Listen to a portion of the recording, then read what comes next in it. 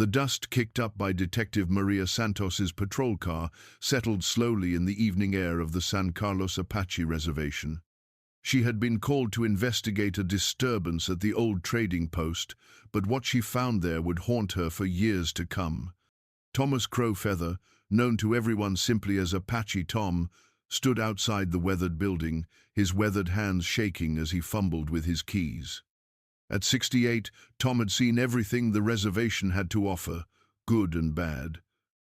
But Maria had never seen him look so shaken. "Tom, what's going on?" Mrs. Henderson called about screaming coming from inside, Maria said, stepping out of her vehicle. Tom's dark eyes met hers, and she saw something she'd never seen before in the old man's face. Genuine fear. "Detective Santos," he said, his voice barely above a whisper. I think you need to see this. But first," he glanced around nervously, "promise me something. Whatever we find in there, whatever you see, you have to promise me you won't tell the tribal council. Not yet. Not until we understand what we're dealing with." Maria frowned. Tom had been a respected member of the community for decades. He'd helped her solve numerous cases, always with wisdom and integrity. If he was asking for discretion, there had to be a good reason. "I can't promise that, Tom. You know I have protocols to follow." Tom's shoulders sagged. He looked older than she'd ever seen him look. "Then maybe you should just leave. Pretend you never got that call." The detective studied his face carefully. In all her years working on the reservation, Tom had never asked her to walk away from anything. If anything, he'd always encouraged justice and truth. "Tom, talk to me. What's really going on here?" The old man's hands trembled as he inserted the key into the lock of the trading post. The building had been closed for renovations for the past month, and only Tom had the keys, since he was overseeing the work. 2 hours ago, I came to check on the progress. The construction crew finished early and left yesterday, so I thought I'd take a look at their work." He paused, the door halfway open. "That's when I heard it." "Heard what?" "Crying, soft crying, like a child." Tom's voice cracked. "I thought maybe some kids had broken into play, you know how they do, but when I opened the door..." He pushed the door fully open, and Maria followed him inside. The late afternoon sun streamed through the dusty windows, casting long shadows across the renovated space. Everything looked normal. New drywall, fresh paint, updated electrical work. Then she heard it, a soft whimpering coming from somewhere in the back of the building. Maria's hand instinctively moved to her service weapon. "Tom, stay behind me." They moved carefully through the main room toward the source of the sound. In the back corner, where the old storage room used to be, the contractors had built a new partition wall. The crying seemed to be coming from behind it. "There," Tom whispered, pointing to a section of the wall. "I think there's someone trapped behind there." Maria examined the wall closely. The drywall looked freshly installed, but she could see tool marks around one section, as if someone had cut through it and then hastily repaired it. "Hello?" she called out. "Can you hear me? We're here to help." The crying stopped abruptly, replaced by a muffled voice, definitely female and definitely afraid. "Please," the voice came through the wall. "Please help me. I can't get out." Maria immediately radioed for backup and emergency services, but Tom grabbed her arm. "Wait," he said urgently. "Before they get here, before this becomes a circus, you need to hear what I heard earlier." "Tom, there's someone trapped behind that wall. We need to get them out now." "I know, but listen to me for just a minute. When I first found her, she was talking. Not just crying, talking. About things. Things that could destroy people in this community." Maria looked at him sharply. "What kind of things?" Tom glanced toward the wall, then back at her. She mentioned names. Important names. People on the tribal council, people in the construction company, people in town. She was talking about money, about deals, about things being covered up. "You think she witnessed something?" I think she witnessed everything. Maria called out to the wall again. Mom, we're going to get you out of there. Can you tell me your name? Sarah, came the weak reply. Sarah Lightfoot. I work for Brennan Construction. I was here yesterday evening, finishing up some paperwork when they came back. Tom and Maria exchanged glances. Brennan Construction was the company handling the trading post renovation and several other major projects on the reservation. Who came back, Sarah? Maria asked gently. Please. Sarah's voice was barely audible. Please, don't tell anyone what I'm about to say. If they find out, I heard them. If they know I'm still alive. Maria found a crowbar among the construction tools and began carefully prying away the drywall. Tom helped, and within 20 minutes they had opened a gap large enough to see inside. Sarah Lightfoot was a young woman in her 20s, huddled in the cramped space that had been sealed off. She was dehydrated and exhausted, but appeared physically unharmed. Maria helped her out while Tom offered her water from his bottle. How long have you been in there? Maria asked. Since yesterday night. Maybe 18 hours? Sarah's hands shook as she drank the water.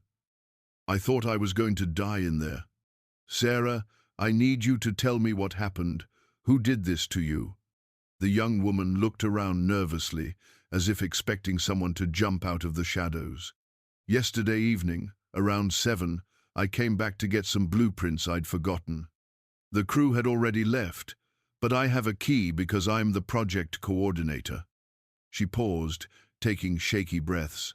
I was in the back office when I heard voices. Multiple people came in through the front door.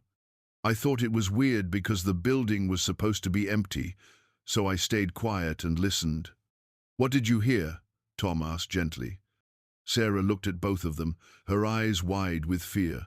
They were talking about money, a lot of money. Someone said the casino project was just a front, that the real money was coming from somewhere else. They mentioned shipping containers, trucks coming through at night, payments being made to people in the tribal government. Maria felt her pulse quicken. The new casino project was the biggest development in the reservation's history, bringing in millions in federal and private funding. Did you recognize the voices? That's the problem, Sarah whispered. I recognized all of them.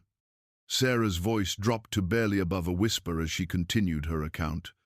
The first voice I heard was Jim Brennan, my boss, but he wasn't talking like a contractor. He was talking like someone in charge of something much bigger. Maria took notes as Sarah spoke, though something told her these notes might never see an official report. Then I heard Councilman Rodriguez. Everyone knows his voice from the tribal meetings. And there was a woman, too, someone with an accent I didn't recognize. They were talking about schedules, about shipments, about keeping certain people quiet. Tom's face had gone pale. What kind of shipments, Sarah? I don't know exactly, but they mentioned trucks coming through the back roads at night, avoiding the main checkpoints. They talked about product and distribution points, and something about using the construction projects as cover. Maria's mind was racing. Drug trafficking through the reservation wasn't unheard of, but this sounded like something much more organized and extensive than the usual small-time dealers they dealt with. What happened next? She asked. I was trying to get closer to hear better when I knocked over a box of files. The talking stopped immediately, and I heard footsteps coming toward the back office. I panicked and hid in that storage alcove, but they must have heard me because someone said, "Check everywhere." Sarah's hands were shaking violently now. They found me. Brennan grabbed me and asked how much I'd heard. I tried to lie, said I'd just arrived, but the woman with the accent, she said it didn't matter, that they couldn't take any chances. And they sealed you in the wall? Maria asked, horrified. Brennan said it would buy them time to figure out what to do with me. The woman wanted to. She wanted to handle it differently, permanently. But Councilman Rodriguez said that would bring too much attention. As Sarah finished her account, Maria found herself facing an impossible situation. If what Sarah had witnessed was true, it implicated some of the most powerful people in the reservation community, including people Maria had worked with and trusted. "Sarah," she said carefully, "I need you to understand something. What you're telling me, these are very serious accusations against very important people. Are you absolutely certain about what you heard and saw?" "I know how it sounds," Sarah replied, her voice stronger now that she was out of her makeshift prison. "But I've worked construction for 5 years. I know the difference between normal business talk and something illegal." Tom had been quietly listening, but now he spoke up. "Detective Santos, there's something else you should know. Over the past few months, I've noticed things. Unusual traffic on some of the back roads at night, new people in town who don't seem to have any obvious reason for being here, and the casino project.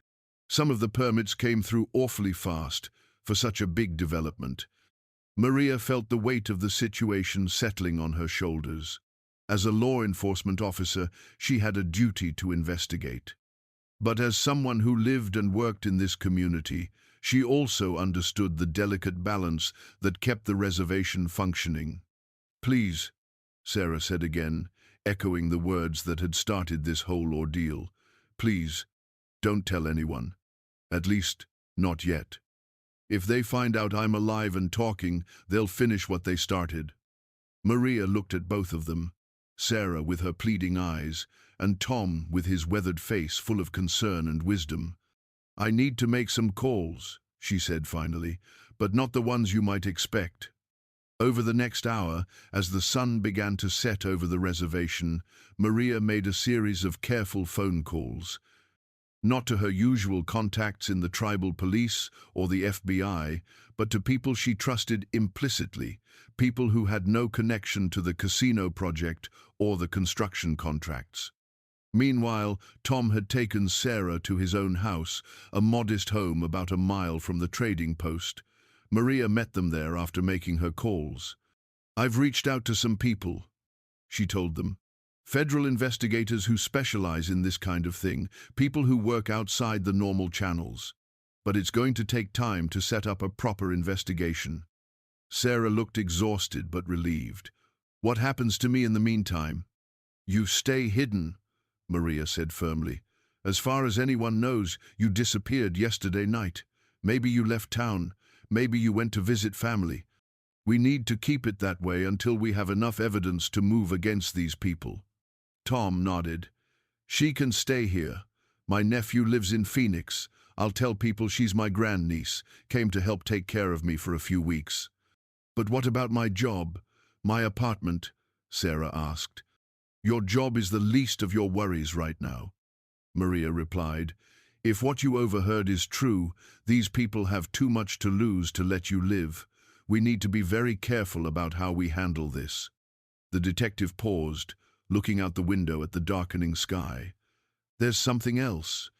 I think we should document everything you remember, in detail, and get it to people outside the reservation, just in case." "In case of what?" Sarah asked, though her voice suggested she already knew the answer. "In case something happens to any of us?" Over the next several days, Maria conducted what she called a shadow investigation. She couldn't use official channels without risking exposure, so she relied on her network of trusted contacts and her own careful observations. She began noticing the unusual nighttime traffic that Tom had mentioned. Trucks with out-of-state plates traveling the back roads after midnight. Cars with tinted windows parked near the construction sites during odd hours. And most disturbing of all, she noticed that several of the people Sarah had mentioned seemed unusually interested in the young woman's whereabouts. "Jim Brennan came by the trading post 3 times this week," Tom reported during one of their secret meetings. "He keeps asking if anyone has seen Sarah, says she missed some important meetings." "And Councilman Rodriguez?" Maria asked. "He's been asking around too, but more subtly. Mentioned to my neighbor that he heard one of the construction workers had gone missing, wondered if anyone knew anything about it." Sarah, who had been staying at Tom's house, was growing increasingly anxious. "How long can we keep this up? I feel like I'm putting both of you in danger." Maria had been wondering the same thing. Her federal contacts were interested in the case, but building a solid investigation would take weeks or months, and keeping Sarah hidden indefinitely wasn't realistic. "I have an idea," she said finally, "but it's risky, and it means we'll have to trust some people we're not completely sure about." Maria's plan was deceptively simple: force the conspirators to reveal themselves by making them think their secret was about to be exposed. "We're going to spread a rumor," she explained to Tom and Sarah. "Word that Sarah left some kind of evidence behind, documents, recordings, something that implicates the people involved in whatever illegal operation they're running." "But won't that make them more desperate?" Sarah asked nervously. "Exactly. Desperate people make mistakes, and when they make mistakes, they leave evidence that can be used in court." Tom frowned. "It's dangerous. If they think Sarah has evidence that could destroy them, they might try to find her." "They're already trying to find her," Maria pointed out. "This way, at least we control the narrative." The detective had already arranged for Sarah to be moved to a safe location off the reservation under federal protection. The young woman would disappear completely, while Maria and Tom spread their carefully crafted rumors. "There's one more thing," Maria said. "I need both of you to understand that once we start this, there's no going back. These people aren't just going to quietly accept being exposed. They're going to fight back, and they have resources and connections we probably don't even know about." Tom nodded grimly. "Sometimes you have to fight for what's right, even when it's dangerous." Sarah took a deep breath. "If what I heard can help stop whatever they're doing, then I guess the risk is worth it." The plan unfolded over the course of a week. Tom, with his extensive network of friends and relatives throughout the reservation, carefully planted the story that Sarah had been keeping detailed records of unusual activities at the construction sites. Maria, meanwhile, let it slip to a few strategic contacts that there might be evidence of federal crimes related to the casino project. The response was swift and revealing. Within 2 days, Jim Brennan had offered a substantial reward for information about Sarah's whereabouts. Councilman Rodriguez called an emergency tribal council meeting to discuss security concerns related to the construction projects. And most telling of all, several people reported seeing unfamiliar vehicles with out-of-state plates patrolling the reservation roads. Maria documented everything, building a case file that she shared with her federal contacts. Phone records, financial documents, witness statements, piece by piece, the evidence was coming together. But the breakthrough came from an unexpected source. "Detective Santos," Tom called her early one morning. "You need to come to my house right away, but be careful. I think someone's been watching." When Maria arrived, she found Tom with a middle-aged woman she didn't recognize. The woman looked nervous but determined. "This is my cousin Elena," Tom said. "She works in the tribal finance office. Tell her what you told me." Elena took a deep breath. "I've been seeing some things in the books that don't make sense. Large cash deposits that don't correspond to any legitimate income sources, payments to companies that don't seem to exist, and some of the casino project invoices, the numbers don't add up." Elena's financial records provided the missing piece of the puzzle. The casino project wasn't just a cover for smuggling operations, it was also being used to launder money on a massive scale. "Look at these invoices," Elena explained, spreading papers across Tom's kitchen table. "Brennan Construction is charging the tribe triple the normal rate for materials and labor. But when I cross-referenced with the actual deliveries, the amounts don't match." Maria studied the documents carefully. "Where's the extra money going?" "That's the thing. It's not going anywhere. It's being reported as spent, but it's actually being cycled back through a series of shell companies. Someone's stealing millions from the casino project and making it look legitimate." The scope of the conspiracy was becoming clear. Not only were the conspirators using the reservation's remote location for smuggling operations, they were also embezzling construction funds intended to improve the community's economic future. "This is bigger than we thought," Maria said grimly. "We're not just talking about drug trafficking. This is large-scale fraud, money laundering, and embezzlement from a federally funded project." Tom shook his head sadly. All this time, people in the community were so excited about the casino. They thought it would finally bring prosperity to the reservation. Instead, it's being used to rob us blind. Elena nodded. And the worst part is, some of the people involved are the same ones who were pushing hardest for the project. They convinced everyone it would be good for the tribe, when really they were just setting up their own criminal enterprise. The federal investigation that followed was swift and thorough. With Sarah's testimony, Elena's financial evidence, and Maria's careful documentation, prosecutors were able to build cases against 12 individuals involved in the conspiracy.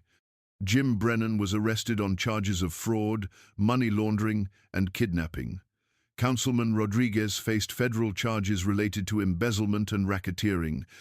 The mysterious woman with the accent turned out to be a representative of an international money laundering operation that had been using the reservation as a hub for their activities. Sarah Lightfoot eventually returned to testify at the trials, her courage helping to ensure that justice was served.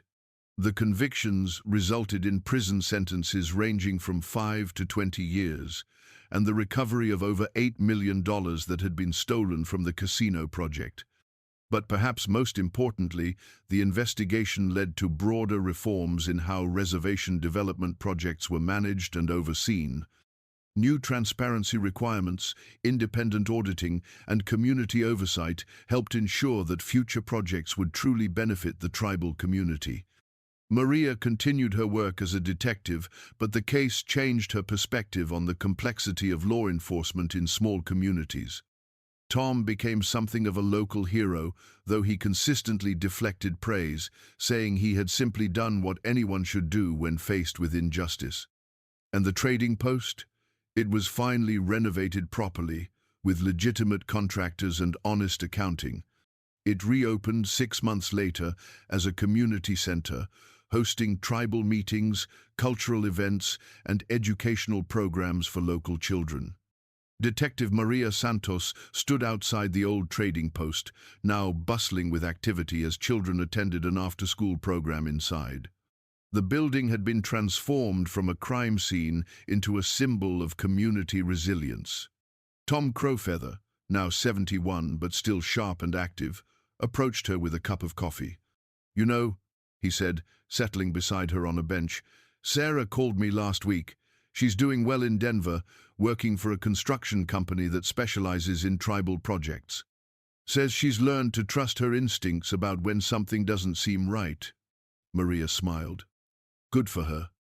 Takes courage to speak up when you know it might put you in danger." "The whole thing could have turned out very differently," Tom reflected. "If you hadn't been willing to listen, if you'd followed normal procedures right away. The conspirators would have had time to cover their tracks and eliminate witnesses," Maria finished. "Sometimes doing the right thing means taking risks and trusting people." They sat in comfortable silence for a moment, watching the children through the windows of the community center. "You ever wonder what would have happened if Sarah hadn't forgotten those blueprints that night?" Tom asked.